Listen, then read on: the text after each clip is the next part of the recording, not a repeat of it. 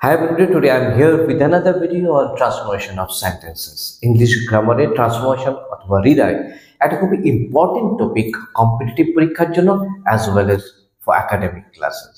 তবে আজকে আমরা জানবো বাট কে কিভাবে রিপ্লেস করা যায় হেল্পের সাহায্যে। অর্থাৎ কোন একটা সেন্টেন্স দিয়ে আমাকে এমন ইনস্ট্রাকশন দেওয়া থাকতে পারে omit বাট অর্থাৎ বাট উঠিয়ে দাও, অথবা এমন ভাবে দেওয়া হতে পারে ইউজ হেল্প, হেল্প ইউজ করো।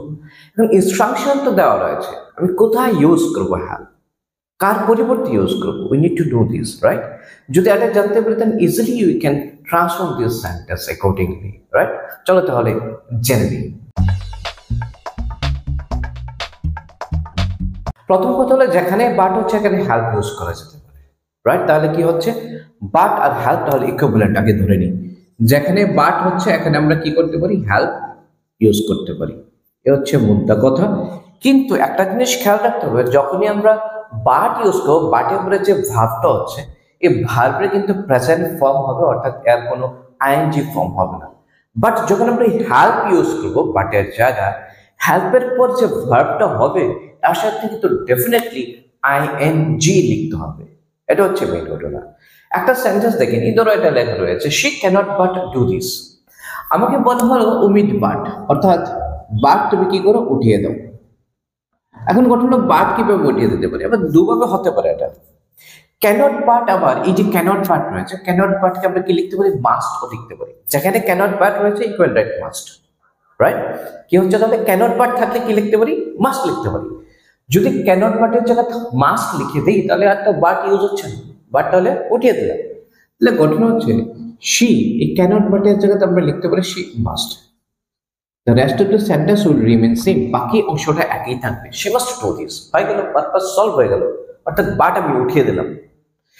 এবার অন্যভাবে হতে পারে, বাটটাকে আমরা অন্যভাবে উঠাতে পারি, এটাও জানতে হবে। কারণ কি হয় কম্পিটিটিভ পরীক্ষাতে অপশনস দেওয়া থাকে, which option is correct, you have to choose the correct option. এই অপশনটা নাও দেওয়া যেতে পারে, ওইভাবে করা হতে পারে। তাই হেল্প ইউজ করেও বাটটাকে উঠানো যেতে পারে। ওই অপশনটা যদি থাকে তাহলে কিভাবে আমি চুজ করবো? তাহলে ঘটনা যেটা হচ্ছে I need to know this, আমি তাহলে এটা জানতে হবে। চলো এটাও দেখে নিই কিভাবে করা যেতে পারে।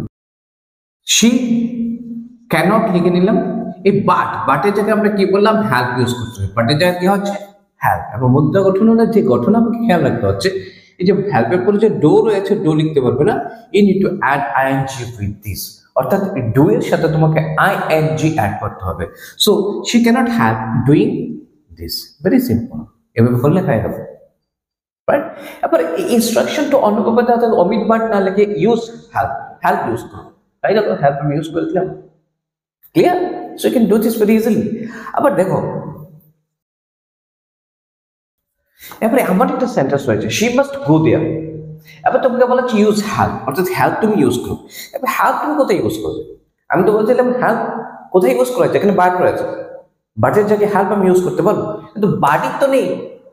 তাহলে how can I use this one now? এখন আমি এটাকে কিভাবে ইউজ করবো? হ্যাঁ ইউজ করা যেতে পারে, কারণ আরেকটা কথা বলেছি যেখানে মাস্ট হতে পারে, মাস্ট, এই মাস্ট হচ্ছে কিসের ইকুইভ্যালেন্ট?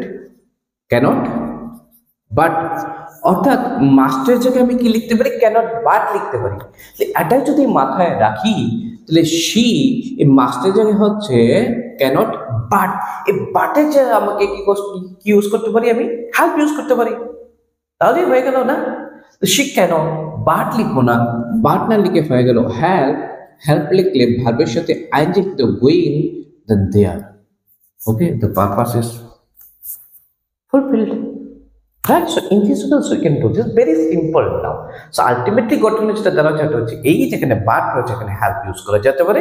শুধু মনে রাখতে হবে হেল্প যদি ইউজ করি হেল্পের পর যে ভার্বটা রয়েছে তার সাথে কিন্তু আইএনজি লিখতে হবে, রাইট?